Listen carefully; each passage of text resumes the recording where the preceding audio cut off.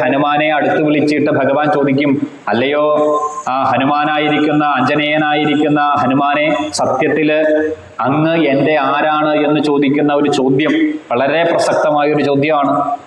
ആ ചോദ്യത്തിന് ഹനുമാൻ സ്വാമി പറയുന്ന മറുപടി, ഭഗവാനെ, അങ്ങ് കൗസല്യയുടെയും ദശരഥന്റെയും പുത്രനായിരിക്കുന്ന ഈ ശരീരത്തിൽ നിൽക്കുന്ന രാമനോ ആണ് എന്നോട് ഈ ചോദ്യം ചോദിച്ചെങ്കിൽ അങ്ങയുടെ ദാസനായിരിക്കുന്ന ആളാണ് ഈ ഹനുമാൻ. ഇനി അതല്ല, അങ്ങ് പരമാത്മാവായിട്ടാണ് ഈ ചോദ്യം ചോദിച്ചതെങ്കിൽ ആ പരമാത്മാവിന്റെ ജീവാത്മാവാണ് ഞാൻ. പിന്നീട് പറയുന്നു, ഇനി അതല്ല, മൂന്നാമതായിട്ട് അങ്ങ് ബ്രഹ്മമായിട്ടാണ് ഈ ചോദ്യം ചോദിച്ചതെങ്കിൽ ഭഗവാനെ, ഞാനും അങ്ങും തമ്മിൽ യാതൊരു വ്യത്യാസവുമില്ല. ഇത് ഊട്ടി ഉറപ്പിക്കാനായിട്ട് മറ്റൊരു കഥ കൂടി പറയും. രാമമാഹാത്മ്യം, രാമനാമത്തിന്റെ മാഹാത്മ്യം പറയാനായിട്ട് ഭഗവാനും ശ്രീരാമചന്ദ്രനും ഹനുമാനും തമ്മിൽ ഒരു യുദ്ധം ഉണ്ടാകുന്ന സന്ദർഭമുണ്ട്.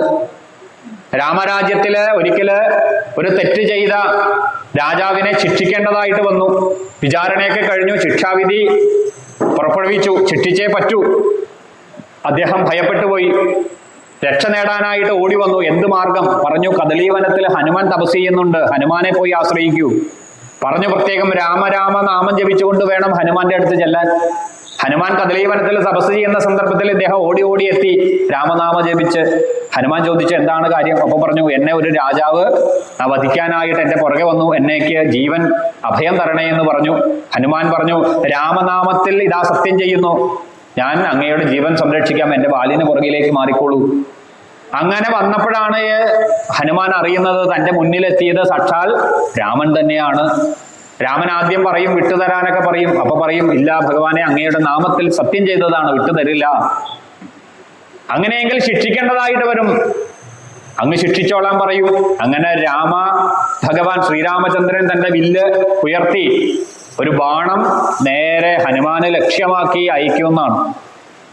അങ്ങനെ അയക്കുന്ന ആ ബാണത്തെ രാമനാമം ജപിച്ച് രണ്ട് കൈകളും കൂപ്പി ഹനുമാൻ സ്വാമി അങ്ങനെ തൊഴുതു പിടിച്ചിരിക്കും.